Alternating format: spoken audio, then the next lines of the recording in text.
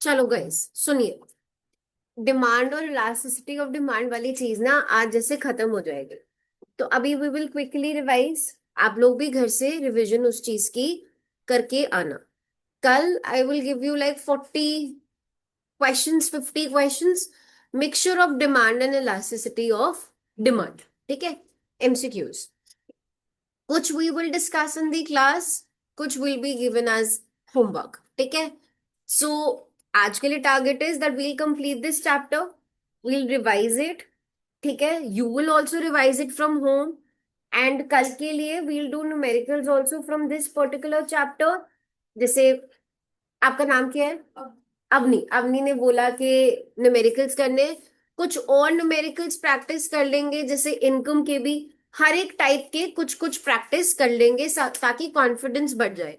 And then I be giving you one assignment. कुछ questions I will discuss in the class, कुछ questions you will do it as a homework and will be discussing it on Monday. ठीक है।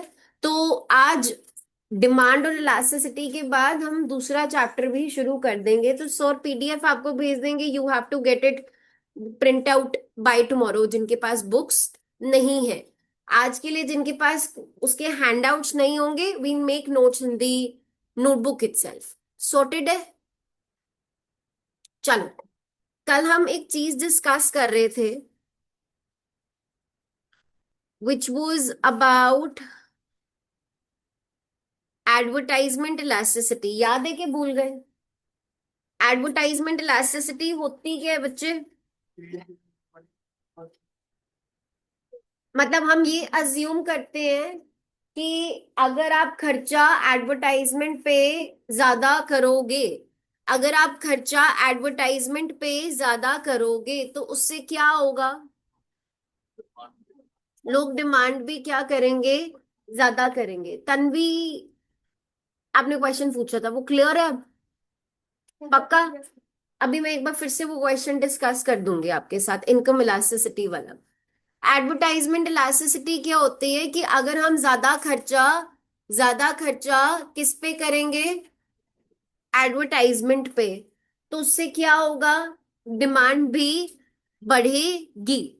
सो वो ये कहता है कि advertisement elasticity of demand is typically positive. Higher the value of advertising elasticity, greater will be the responsiveness of demand to change in advertisement. Advertisement elasticity varies between what? Zero and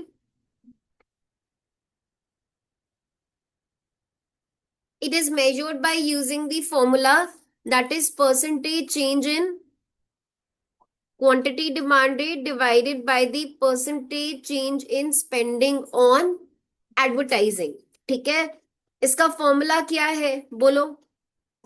percentage change in quantity demanded divided by percentage change in QD divided by percentage change in advertisement divided by advertisement. Percentage change in QD क्या denote करता है? जो आपका increase in demand है। Percentage change in advertising क्या show करेगा? Additional expenditure on advertisement. QD क्या denote करेगा? Old demand. एंड ए हमारा क्या डिनोट करेगा? इनिशियल एक्सपेंडिचर ऑन, बोलो, एडवर्टाइजमेंट। ठीक है। जहां पे भी चेंज आ जाए ना, तो चेंज क्या शो होगा? बोलो, current minus old divided by old into 100, उससे परसेंटेज चेंज निकल जाएगा। अब वो क्या कह रहा है? इलास्टिसिटी ऑफ एडवर्टाइजमेंट जीरो कब होगी? जब demand does not respond at all to increase in advertisement expenditure. अगर आप एडवर्टाइजमेंट का खर्चा बढ़ा रहे हो और डिमांड में कोई चेंज नहीं है, डिमांड में कोई चेंज नहीं है गाइस, तो इलास्टिसिटी क्या होगी? बोलो, बोलो, क्या होगी? जीरो। इलास्टिसिटी एडवर्टाइजमेंट की जीरो कब होगी बताइए? जब आप एडवर्टाइजमेंट पे खर्चा कर रहे हो but demand, there is no response, there is no response to change in demand. Second, elasticity of advertisement zero से ज्यादा, but what? एक से कम। Increase in demand is less than the proportionate to the increase in advertisement expenditure. खर्चा ज्यादा है और demand क्या है, कम है।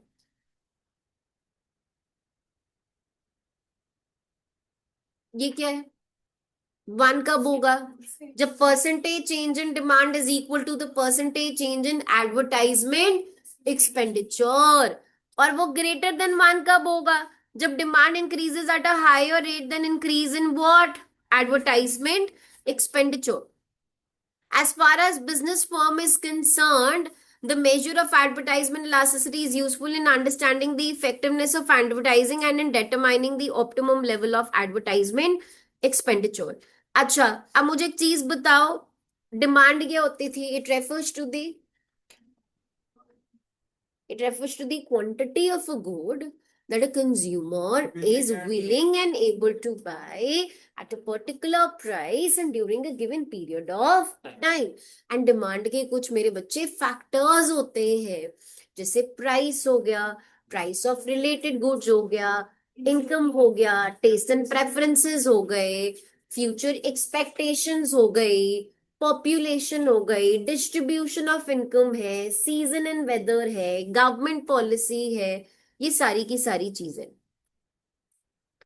लॉ ऑफ डिमांड क्या स्टेट करता है कि प्राइस और डिमांड में क्या है, देयर इज एन इनवर्स और a what, negative relationship.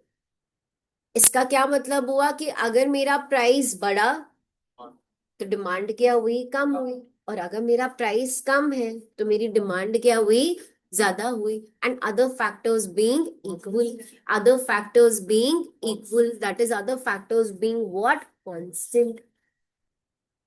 Okay. जब हम डिमांड शेड्यूल की बात करते हैं, वो क्या होता है, टैबुलर प्रेजेंटेशन होता है। क्या होता है गाइस, टैबुलर प्रेजेंटेशन होता है जो एट वेरियस डिफरेंट प्राइसेस ये शो करता है कि कंज्यूमर्स कितना क्या कर रहे हैं, डिमांड कर रहे हैं। बट उसी डिमांड शेड्यूल को अगर मैं ग्राफिकली प्रेजेंट कर दूंगी तो वो क्या बन जाएगा, डिमांड कर्व। ऑनलाइन वो चीज क्या बन जाएगी मेरे बेटा, डिमांड कर्व। ठीक है। अब डिमांड कर्व दो तरीके की होती है, individual and market. Demand curve दो तरीके की होती है, इंडिविजुअल एंड मार्केट। एंड आपको पता होना चाहिए कि जो डिमांड कर्व होता है that is downward sloping from left to right, because there is an inverse relationship between price and demand. ठीक है। एंड डिमांड कर्व की स्लोप क्या मेजर करती थी, change in y-axis over change in x-axis, that is change in P over change in Q।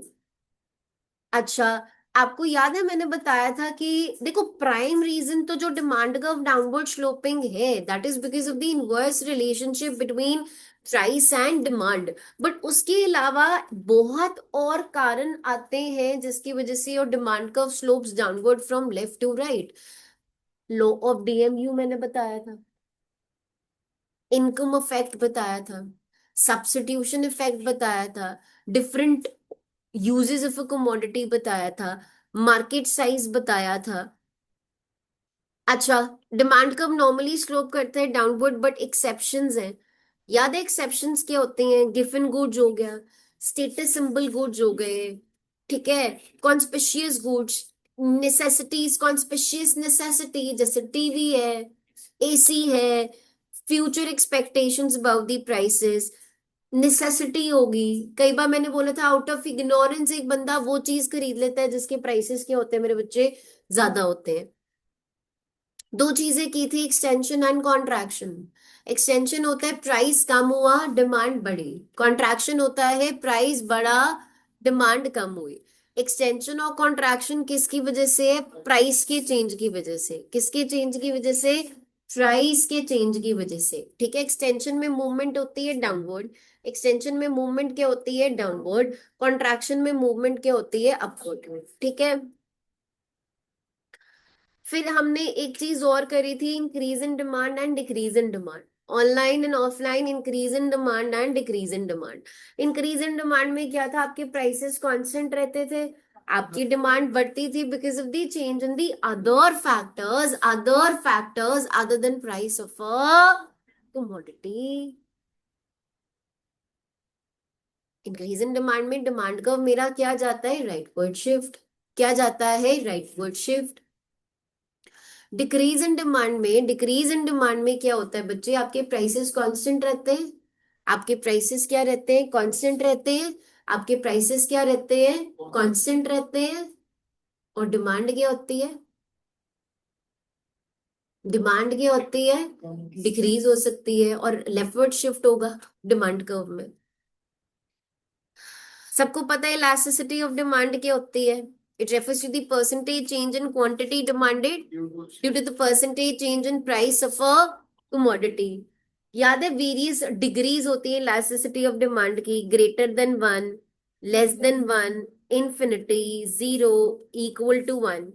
इसको हम बोलते हैं परफेक्टली इलास्टिक, इसको हम बोलते हैं परफेक्टली इनइलास्टिक, इसको हम बोलते हैं यूनिटरी इलास्टिक, इसको हम बोलते हैं इलास्टिक, इसको हम बोलते हैं इनइलास्टिक डिमांड। अगर एक चीज greater than unitary elastic demand में मेरा डिमांड कर्व क्या बनेगा, फ्लैटर। क्या बनेगा, फ्लैटर।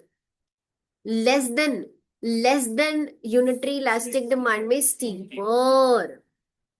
इंफिनिटी के केस में it is what, perfectly elastic, perfectly elastic, perfectly elastic. And the demand curve is horizontal straight line parallel to the X axis. Zero के case में क्या है, perfectly inelastic, perfectly, and the demand curve is vertical parallel to the Y axis. And one में क्या है, unitary elastic है, वो क्या बनता था, रेक्टेंगुलर हाइपरबोला। याद है कल ज्योमेट्रिक मेथड किया था, जब हम एक डिमांड कर्व में डिफरेंट डिफरेंट पॉइंट्स पे इलास्टिसिटी को कैलकुलेट करते हैं, डिफरेंट डिफरेंट पॉइंट्स पे, दैट वाज ज्योमेट्रिक मेथड। एक होता है आर्क मेथड, आर्क मेथड में होता है कि जब आपने दो डिफरेंट पॉइंट्स के बीच में इलास्टिसिटी को मेजर करना है, that is called as what, arc elasticity. Total expenditure method याद है, अगर मैंने बोला आपका प्राइस बढ़े, आपका प्राइस कम हो और आपका टोटल एक्सपेंडिचर क्या रहता है, तो इलास्टिसिटी ऑफ डिमांड क्या होती है, वन। ये भी चीज हमने डिस्कस करी थी, जब आप क्वेश्चन प्रोपोर्शनेट से करोगे, जब आप क्वेश्चन टोटल एक्सपेंडिचर से करोगे, वो क्या आएगा मेरे बच्चे, डिफरेंट आएगा। क्या आएगा मेरे बच्चे, डिफरेंट आएगा। अच्छा, अगर प्राइस कम हो रहा है, टोटल एक्सपेंडिचर बढ़ रहा है। अगर प्राइस बढ़ रहा है, टोटल एक्सपेंडिचर कम हो रहा है, ये दोनों चीजें किस में जा रही है, हाँ,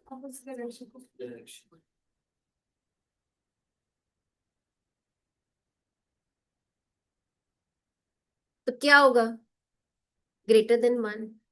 अगर मेरा प्राइस कम हुआ, टोटल एक्सपेंडिचर कम हुआ, प्राइस बढ़ा, टोटल एक्सपेंडिचर बढ़ा, सेम डायरेक्शन में क्या होगा, less than one, less than one. ठीक है, और टोटल रेवेन्यू में भी सेम ही था, price into quantity is equal to what, total expenditure. Income elasticity of demand क्या कहते हैं, percentage change in quantity demanded of a commodity as a result of percentage change in the income of the consumer.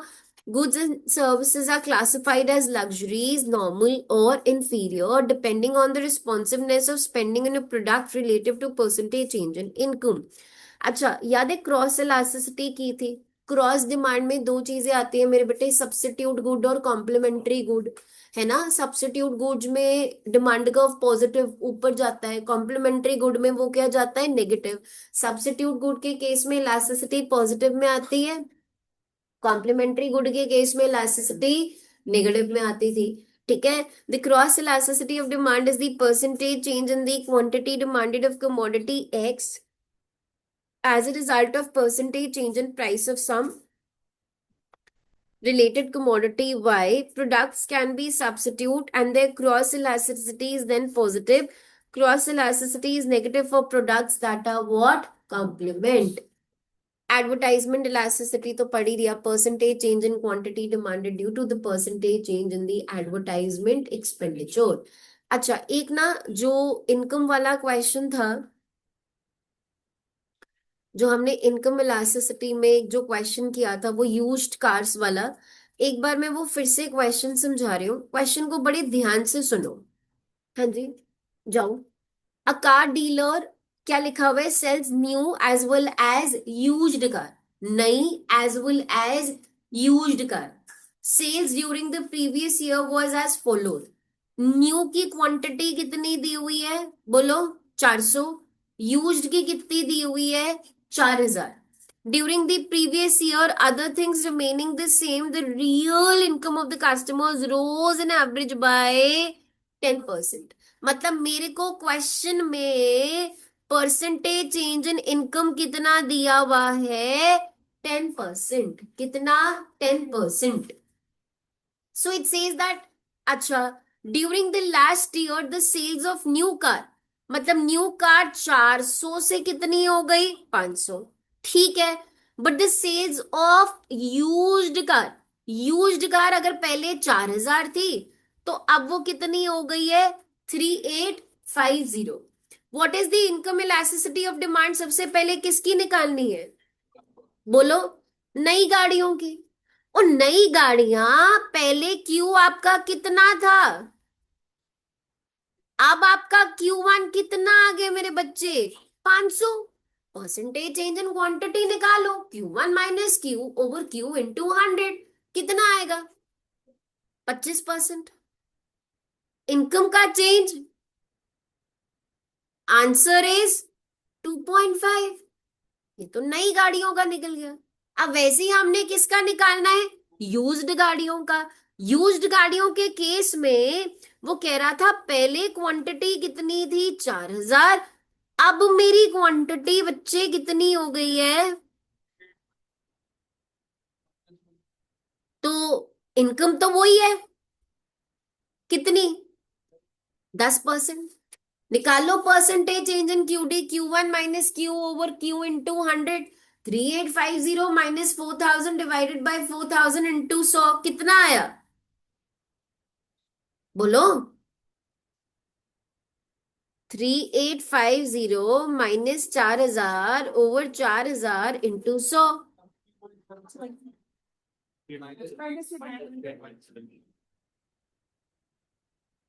तो answer कितना आ रहा था, -0.375।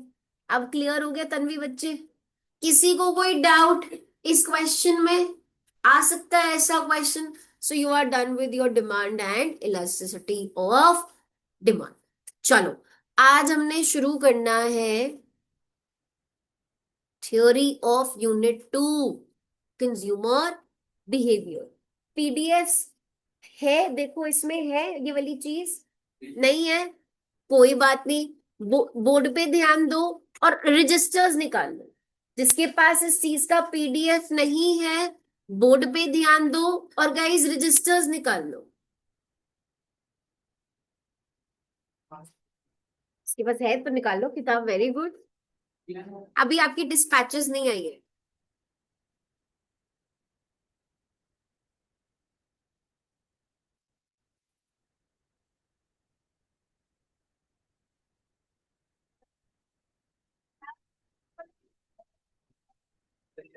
अभी समझाती हूँ वर्टिकल इंटरसेप्ट।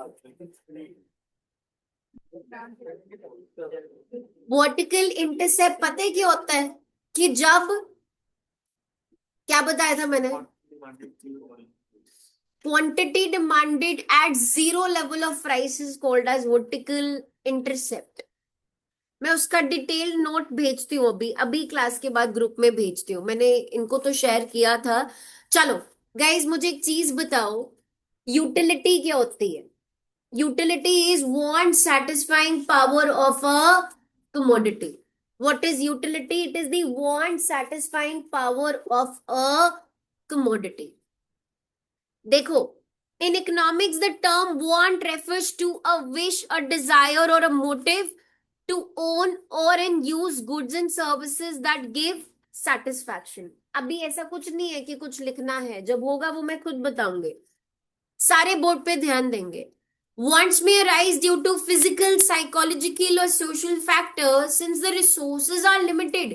मेरे को पता है मेरी रिसोर्सेज लिमिटेड है, मेरी रिसोर्सेज स्कार्स हैं, मैं सारी की सारी ह्यूमन वांट्स को सेटिस्फाई नहीं कर सकती हूँ। We need to make a choice, we need to make a we need to make a choice between the urgent wants and not so urgent wants। I know that I need to prioritize my human wants भाई, कि कौन सी पहले satisfy होएगी और कौन सी बाद में satisfy होगी। I need to prioritize my what human wants। All wants of human beings exhibit some characteristics of features। Wants are unlimited in nature, all wants cannot be satisfied। Wants differ in intensity। Intensity means urgency। Intensity means that means you need to prioritize your human wants कि पहले कौन सी satisfy होएगी, बाद में जाके कौन सी satisfy होगी। Some are urgent, others are less intensely felt। Utility depends on intensity of wants। In general, utility is satisfaction। Utility is want satisfying power of a commodity। But in economic sense, utility is the want satisfying power of a commodity। अब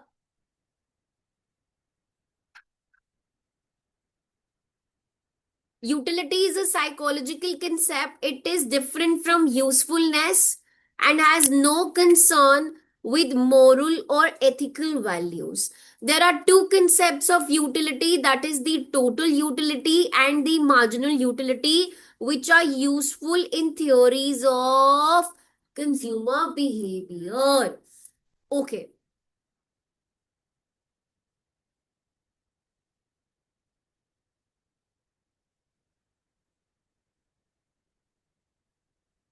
रजी, एक चीज होती है total utility, एक चीज होती है मेरे बच्चे मार्जिनल यूटिलिटी। टोटल यूटिलिटी क्या होती है?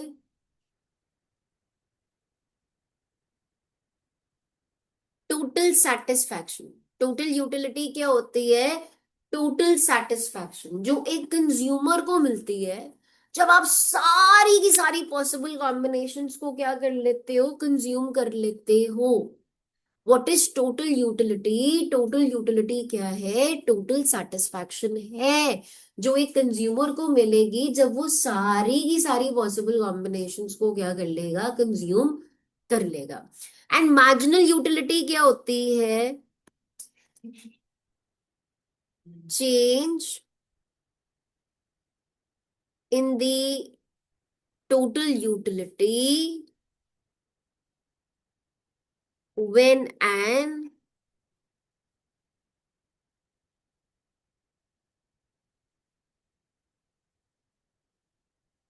additional unit is consumed। When an additional unit is consumed।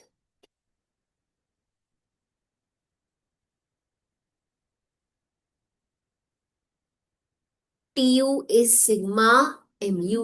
अगर मैं एम यू को ऐड करूंगी वो किसके इक्वल आएगा? टी यू के। और एम यू क्या होता है? चेंज होता है टी यू में जब आप एक एडिशनल यूनिट को क्या करते हो गाइस, कंज्यूम करते हो। M U is T U N minus T U N minus one. लिखना ये लिख लो। T U is sigma M U. M U क्या होती है? Marginal utility and it is the change in the total utility जब आप एक एडिशनल यूनिट को क्या करते हो, कंज्यूम करते हो। और गाइज आपको पता है ये वाला फॉर्मूला तब लगता है जब आपके जो यूनिट्स हैं वो क्या है, कंसेक्यूटिव है। क्या है? कंसेक्यूटिव है। कंसेक्यूटिव मतलब one after the other. Otherwise M U कैसे निकलेगा? That is change in T U divided by change in Q. ये वाला फॉर्मूला तब लगता है जब मेरे यूनिट्स क्या है, कंसेक्यूटिव नहीं है। मतलब जैसे 1 2 3 4, 4 के बाद सीधा 6, तो तब ये वाला फॉर्मूला लगेगा, change in T U divided by change in Q.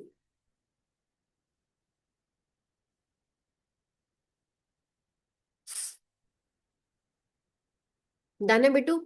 चलो, TU refers to the sum of the total utilities derived from the consumption of all the units of a commodity consumed by a consumer at a given point of time.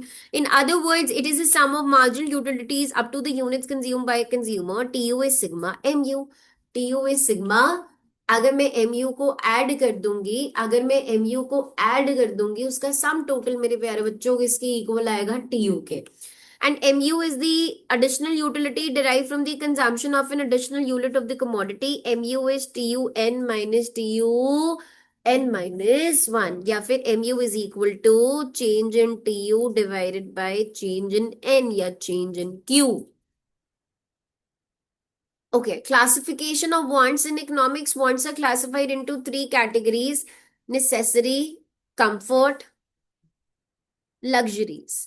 Necessaries are those which are essential for living. Necessaries are further divided into necessaries for life or existence, necessaries for efficiency, and conventional necessaries. Necessaries for life are things necessary to meet the minimum psychological needs, जैसे food, shelter and clothing, जिसको हम बोलते हैं रोटी, कपड़ा and मकान। For the maintenance of life, such as minimum amount of food, clothing, and shelter, man requires something more than the necessities of life to maintain longevity, energy, and efficiency of work, such as nourishing food, adequate clothing, clean water, comfortable dwelling, education, recreation, etc. These are necessaries for efficiency. Conventional necessities arise either due to pressure of habit or due to compelling social customs and conventions. They are not necessary either for existence or for efficiency. Conventional necessaries किस वजह से होती हैं?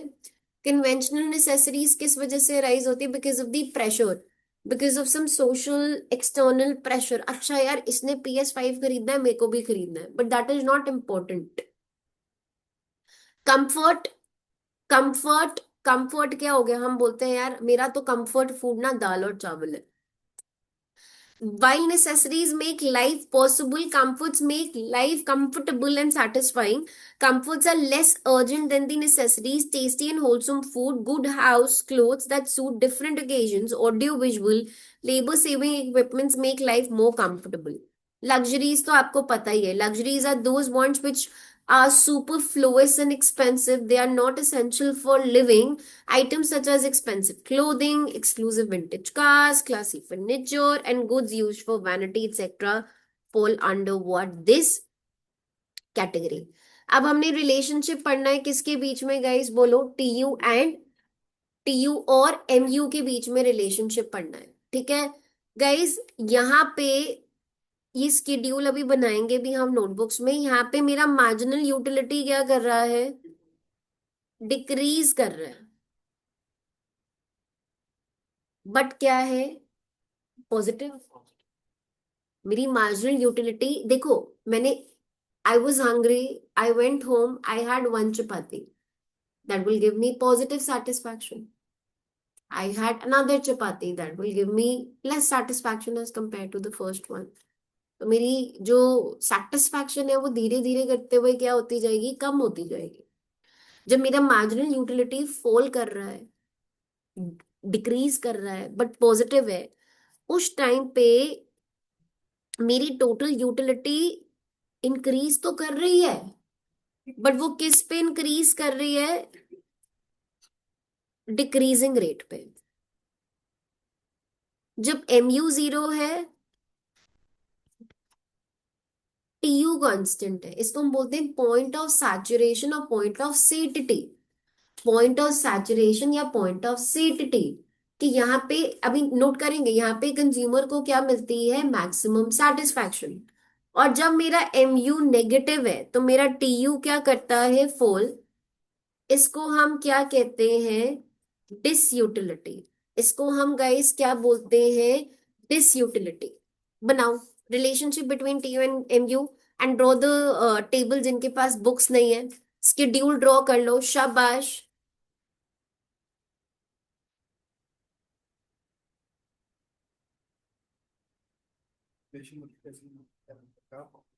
नहीं नहीं, जिनके पास books नहीं, आई एम जस्ट टेलिंग कि एक बार स्केड्यूल बना लो, ताकि थोड़ा सा आइडिया लग जाएगा।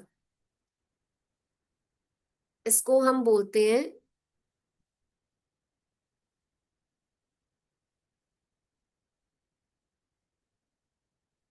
Point of saturation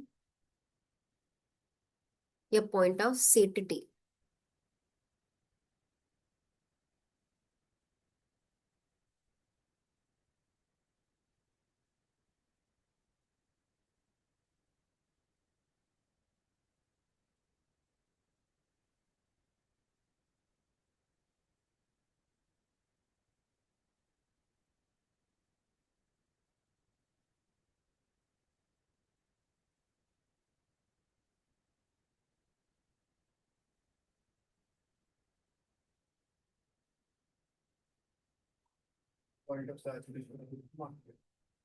hmm.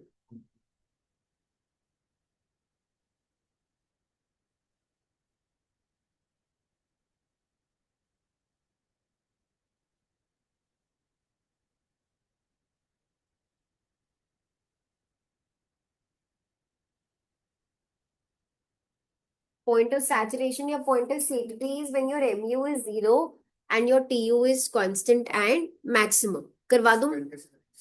Salinity, saturation, SATITEY, salinity.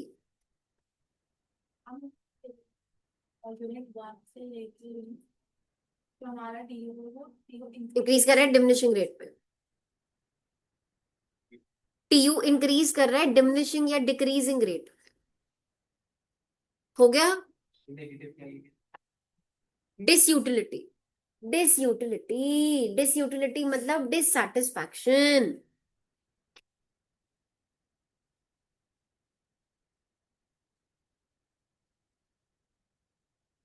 चलो, both TU and MU are interrelated. TU is sigma MU and MU, अच्छा, MU कैसे निकलता था? TUN at first, at first TU किसके इक्वल है? MU के। Initially when TU is increasing at decreasing rate, MU is decreasing but remains positive. When TU is maximum and constant, MU is zero. जब TU गिरने लगता है तो MU क्या बन जाता है? नेगेटिव। राजी, law of DMU was given by a German economist H. Guzen, which is also called as Guzen's first law of consumption, a fundamental psychological law or fundamental law of satisfaction. So Raje, law of DMU क्या कहता है कि जैसे जैसे आप goods and services को क्या करोगे, कंज्यूम करोगे, तो जो आपकी यूटिलिटी है, आपकी जो सेटिस्फैक्शन है, वो धीरे धीरे करते हुए क्या होती जाएगी? डिक्रीज होती जाएगी। ठीक है? लॉ ऑफ डीएमयू क्या कहता है? Law of diminishing marginal utility क्या कहता है कि जैसे जैसे आप गुड्स एंड सर्विसेज को कंज्यूम करोगे, तो जो यूटिलिटी है, जो आपकी सेटिस्फैक्शन है, वो क्या होती जाएगी? कम होती जाएगी। But this law is not applicable in case of drunkards, in case of a person who loves reading books. ठीक है? आप नेटफ्लिक्स की सीरीज देखना शुरू करते हो, अच्छा एक सीजन देखा, और चलो क्यूरियोसिटी होती है ना, इसके बाद ये क्या हुआ, इसके बाद ये क्या हुआ। माइजर्स के केस में, हाँ जी, स्टैम्प कलेक्शन के केस में, etcetera etcetera. The law of diminishing marginal utility is based on an important fact that while total wants of a person are virtually unlimited, each single want is satable, that is each want is capable of being satisfied. Since each want is satable, as a consumer consumes more and more units of good, the intensity of his wants of the good goes on decreasing and at a point reach where the consumer no longer wants it. In simple words, it says that a consumer takes more units of good, the extra satisfaction that he derives from an extra unit of good goes on falling. It is to be noted that it is the marginal utility and not the total utility which declines with increase in the consumption of good. आपकी total utility नहीं कम होगी, आपकी क्या कम होगी? Marginal utility. Table देखो, table देखो, marginal utility 30, 20, 15, 10, 8, 6, 4, 3, 2, 1, -4, कम क्या हो रहा है? Not the total utility. Chalo. Let us illustrate the law with the help of an example. Consider the table in which we have presented the TU and MU derived by a person from cups of tea consumed per day. While 1 cup of tea is taken per day, the TU derived by the person is 30 utils and the MU derived is also 30 utils. With the consumption of second cup per day, the TU rises to 50. TU तो 50 हो गया, but मेरी marginal utility कितनी हो गई? 20.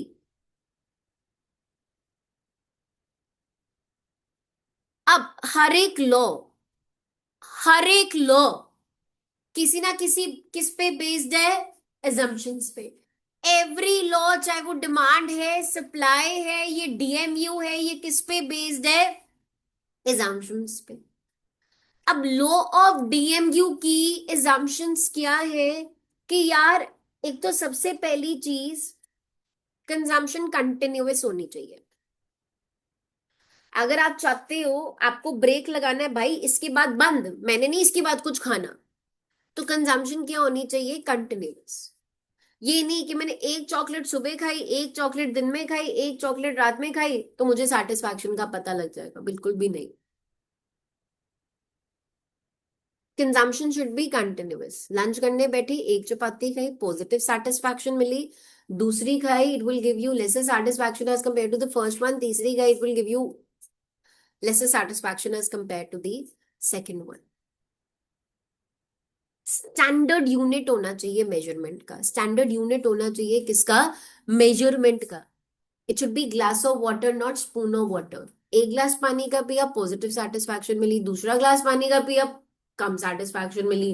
तीसरे में और कम मिले. स्पून ऑफ वाटर पियोगे तो पता ही नहीं लगेगा कि कंजम्पशन को कम कब वो करना है. एक एग्जाम्पशन और आ जाती है लॉ ऑफ डीएमयू की कि कंज्यूमर बिहेवियर क्या होना चाहिए? रैशनल होना चाहिए. क्या होना चाहिए? रैशनल. हम हमेशा किस पे डिपेंड करने चाहिए? दो गुड्स पे. किस पे? दो गुड्स पे. किस पे? Two goods and not the one good. चलो. The different units consumed should be identical in all respects. The habit, taste, treatment, and income of the consumer also remains unchanged. The different units consumed consist of standard units. If a thirsty man is given water by a successive spoonful, the utility of second spoonful may conceivably greater than the utility of the first. There should be no time gap or interval between the consumption of one unit and the another unit. That is, there should be what? Continuous consumption. The law may not apply to articles like gold, cash, where a greater quantity may increase the lust for it. The shape of the utility curve may be affected by the presence or absence of articles and which are substitutes or complements. अच्छा, मुझे एक चीज बताओ, एक जो consumer होता है वो इक्विलिब्रियम में कब आता है? जब जो सेटिस्फैक्शन है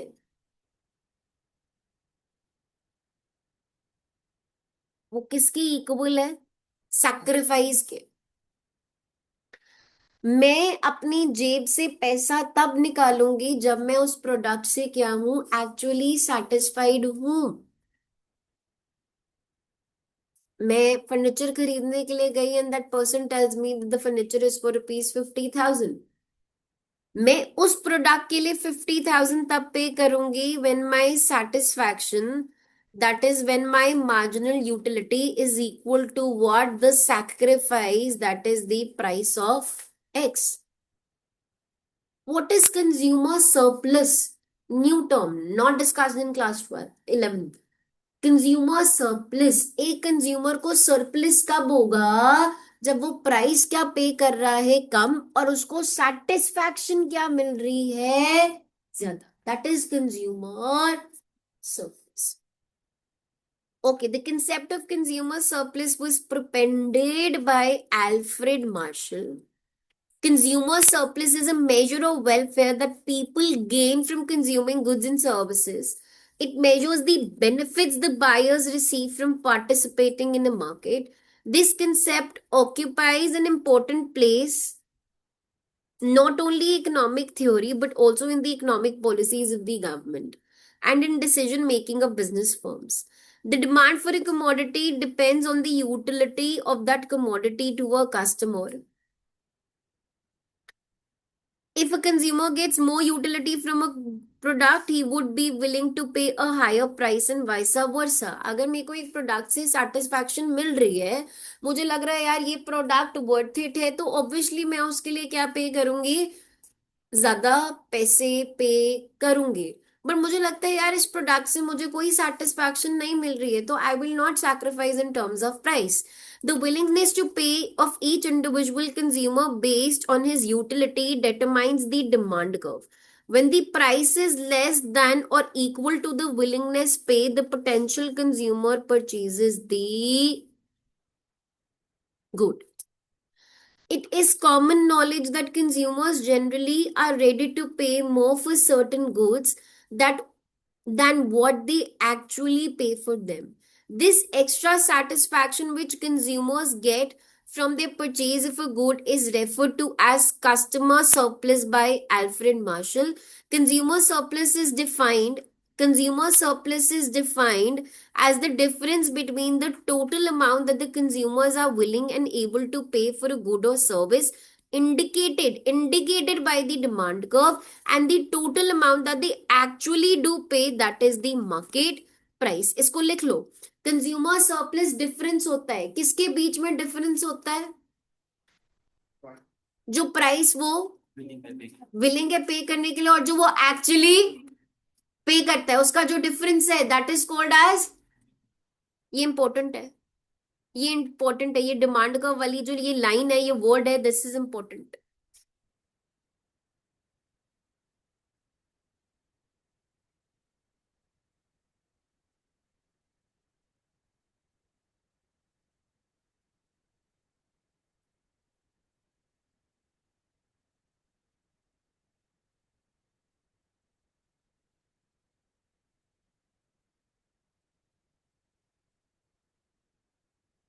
So it says that the Marshall defined the concept of consumer surplus as the excess of the price which a consumer would be, bolo, willing to pay rather than go without a thing over that which he actually does pay is called as consumer surplus.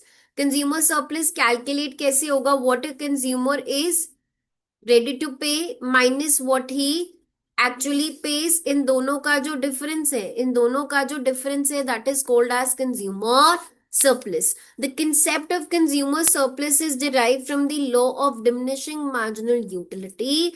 As we know, according to law of diminishing marginal utility, the more of a thing we have, the lesser marginal utility is it has. जैसे जैसे आप goods and services की क्या करोगे, consumption करोगे, तो जो आपकी यूटिलिटी है, आपकी जो सेटिस्फैक्शन है, वो धीरे धीरे करते हुए क्या होती जाएगी गाइस, कम होती जाएगी. In other words, as we purchase more of a good, its marginal utility goes on diminishing. The consumer is in equilibrium when the marginal utility of a good is equal to the price. मैंने आपको अभी भी बोला था consumer equilibrium में कब आएगा? जब एमयू किसके इक्वल है? प्राइस के. जब सेटिस्फैक्शन किसके इक्वल है? सैक्रिफाइस के. That he purchases that many number of units of a good at which marginal utility is equal to the. It is assumed that perfect competition prevails in the market since price is same for all the units of the good he purchases, he gets extra utility for all the units consumed by him except for the one at margin. This extra utility or extra surplus for the consumer is called as, बोलिए, consumer surplus. जैसे इस question में price क्या assume है 20, क्या assume है 20, और वो सारे लेवल्स पे क्या रहेगा, बोलो. यहाँ पे लिखा है marginal utility worth in rupees, मतलब मार्जिनल यूटिलिटी को यहाँ पे हमने किस में एक्सप्रेस किया है, in money terms. Marginal utility को किस में एक्सप्रेस किया है हमने यहाँ पे, पैसे के टर्म्स में. अब जैसे 30 में से 20 गया तो कंज्यूमर सरप्लस कितना आया 10. 28 में से 20 गया, कंज्यूमर सरप्लस कितना आया 8. 26 में से 20 गया 6, 4, 2, 0 एंड कुछ नहीं. We see from the above table when the consumer's consumption increases from 1 to 2, his marginal utility falls from 30 to 28. His marginal utility goes on diminishing as he increase the consumption of wood good X.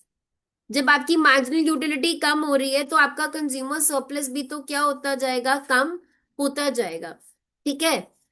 अब since the market price is assumed to be at 20, the consumer enjoys a surplus on every unit of purchase till 6th. Thus, when the consumer is purchasing 1 unit of X, MU is worth rupees 30, price is fixed 20, तो consumer को surplus कितना मिला 10 का.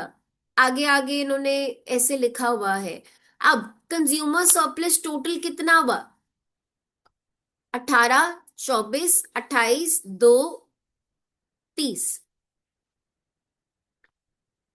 Thus, given at the price of 20 per unit, the total surplus which the consumer will get is worth 30. The consumer surplus is closely related to the demand curve for a product. The demand curve reflects buyers' willingness to pay. We can also use it to measure the consumer surplus. इससे MCQ आएगा, कि जो consumer surplus है वो किससे major किया जाता है, डिमांड कर्व से. किससे, बोलो. We can also use it to measure the consumer surplus. As we know, the height of the demand curve measures the value buyers place on the good as measured by their willingness to pay for it. We have already seen above that the difference between the willingness to pay and the market price is each by the consumer surplus.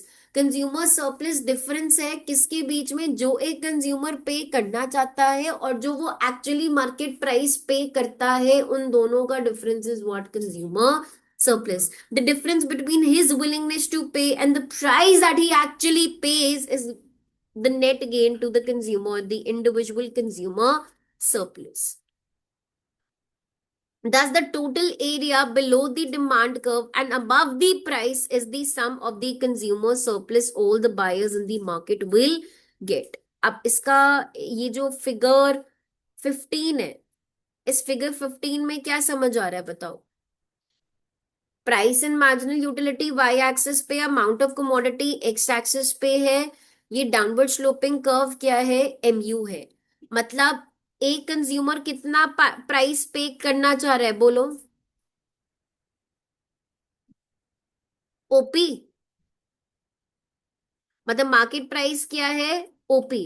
ये जो shaded region है, ये shaded region क्या depict करेगा, consumer surplus. चलो पिछले page पे जाते हैं. The concept of consumer surplus can be illustrated graphically. Consider figure 15. On the x-axis we mark the amount of commodity और y-axis पे हम measure क्या कर रहे हैं, MU and price. MU is the marginal utility curve which slopes downward, indicating that a consumer buys more units of the commodity, its marginal utility falls. MU shows the price which a person is willing to pay for the different units than go without them. If OP is the price that prevails in the market, then the consumer will be in equilibrium when he buys OQ units of the commodity. एक consumer equilibrium में कब होगा, यहाँ पे OP and what, OQ. Since at OQ units marginal utility is given to, thus the last unit, that is qth unit, does not yield any consumer surplus because their price paid is equal to the marginal utility. ठीक है, ये वाला जो point है, इस point पे क्या हो रहा है, प्राइस और एमयू क्या है, सेम। प्राइस और एमयू क्या है,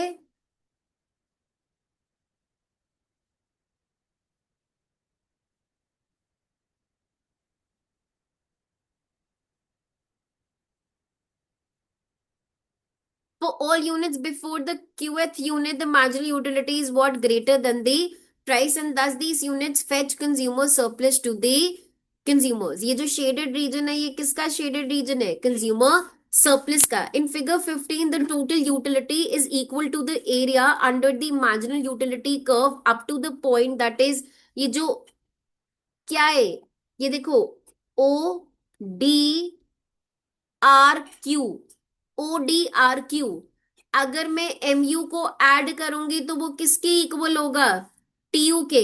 वो कह रहा है कि O D R Q, but given the price to OP the consumer actually pays, क्या कंज्यूमर एक्चुअली क्या पे कर रहा है,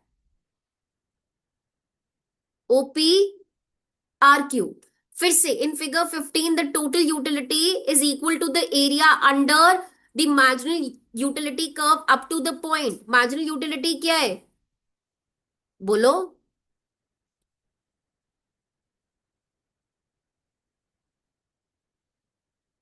ये जो, सॉरी, मार्जिनल यूटिलिटी नहीं, टोटल यूटिलिटी. ये जो ओ डी आर क्यू है, ये क्या रिप्रेजेंट कर रहा है, बोलो. ठीक है, और कंज्यूमर पे कितना कर रहा है, ओ पी आर क्यू, वो कंज्यूमर क्या कर रहा है, ये वाली चीज. तो ये क्या है फिर, डीपीआर क्या है, डीपीआर मेरा क्या है, एक्स्ट्रा यूटिलिटी है, जिसको मैं क्या बोलूंगी, consumer surplus. The portion of the demand curve RD1 is not relevant for a consumer as MUX is less than PX in this part, and therefore consumer will not buy any quantity beyond point what, Q. वो कह रहा है ये जो RD1 है ना, ये जो RD1 है ये रेलिवेंट नहीं है, बिकॉज यहाँ पे MUX प्राइस से क्या है, कम है. मतलब सेटिस्फैक्शन क्या मिल रही है, कम, और आप प्राइस क्या पे कर रहे हो, ज्यादा. The consumer welfare derived from a good is the benefit a consumer gets from consuming the good minus the consume minus what the consumer is paid to buy the good. Consumer surplus is the buyer's net gain from purchasing the good. Graphically, it is the triangular area below the demand curve and above the price line. The size of the consumer surplus triangle depends upon the price of good. अगर price कम है, आपको satisfaction ज्यादा मिल रही है, तो आपका consumer surplus भी क्या करेगा, इंक्रीज करेगा. A rise in the price of good, अगर प्राइस बढ़ा तो एक कंज्यूमर का जो कंज्यूमर सरप्लस है वो भी क्या होगा, कम होगा. A fall in the price of a good increases the what, consumer surplus. Thus, a higher price results in a smaller consumer surplus, and a lower price generates what? Larger consumer surplus. यहां से मैं कल करवाऊंगी figure 16 से कि price का कम होना, price का बढ़ना आपके कंज्यूमर सरप्लस को कैसे अफेक्ट करता है. तो होमवर्क क्या है, डिमांड और इलास्टिसिटी रिवाइज करना. कल एमसीक्यूज भी करेंगे, न्यूमेरिकल्स भी करेंगे, और इस चैप्टर को भी आगे कंटिन्यू करेंगे. चलो, गॉड ब्लेस यू बच्चे, थैंक यू सो मच.